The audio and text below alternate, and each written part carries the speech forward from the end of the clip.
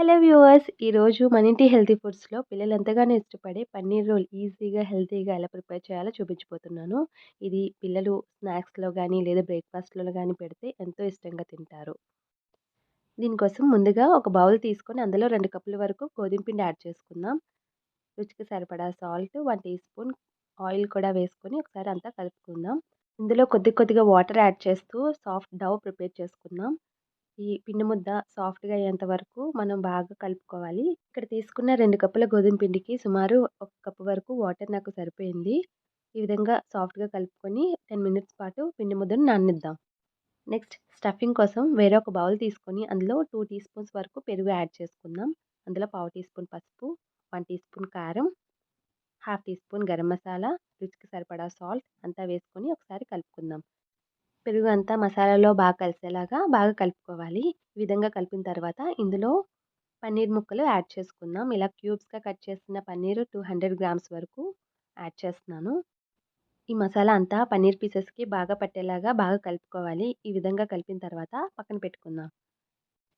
Next stove మీద pan పెట్టుకొని 2-3 tea spoons oil heat చేసుకుందాం. ఆయిల్ కొంచెం హీట్ ఎక్కిన తర్వాత సన్నగా తరిగిన అల్లం వెల్లుల్లి, ఒక పచ్చిమిర్చి, అలాగే పొడువుగా కట్ చేసిన ఒక ఉల్లిపాయ ముక్కలు కూడా వేసుకొని బాగా వేయించాలి. ఇలా సాఫ్ట్ అయిన తర్వాత అందులో సన్నగా కట్ చేసిన క్యాబేజ్ తరుగు, అలాగే 1 టేబుల్ స్పూన్ స్వీట్ కార్న్, పొడువుగా కట్ చేసిన రెడ్ క్యాప్సికమ్ కూడా వేసుకొని అంతా సాఫ్ట్ అయ్యే వరకు ఒక 2 మినిట్స్ కుక్ చేసుకోవాలి. నెక్స్ట్ మనం ఆల్రెడీ మసాలా పట్టించిన పన్నీర్ పీసెస్ కూడా యాడ్ చేసి మొత్తం అంతా కలిసేలా కలుపుకోవాలి.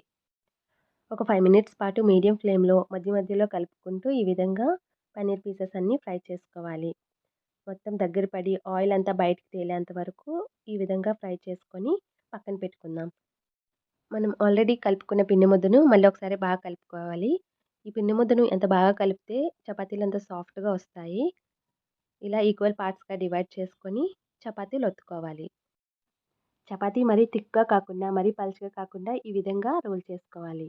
ఇలా రోల్ చేసుకున్న చపాతీలన్నీ పక్కన పెట్టుకుందాం. నెక్స్ట్ స్టవ్ మీద పాన్ పెట్టి చపాతీ 2 వైపులు ఈక్వల్‌గా కాల్చుకోవాలి.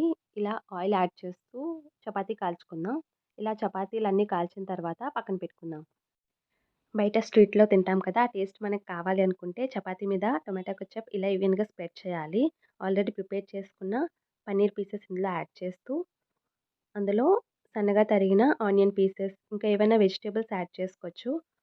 ఇందులో పైన కొంచెం టొమాటో కెచప్, అలాగే చిన్న నిమ్మకాయ పిండుకొని ఇలా ఫోల్డ్ చేసుకోవాలి. ఫోల్డ్ చేసుకొని ఏదైనా టిష్యూ ఆర్ ఏదైనా పేపర్‌తో ఇలా హాట్‌గా సర్వ్ చేసుకోవాలి. చాలా టేస్టీగా ఉంటుంది. ఒకసారి ట్రై చేసి మీకు ఎలా కుదిరిందో నాకు చెప్పండి. Thank you.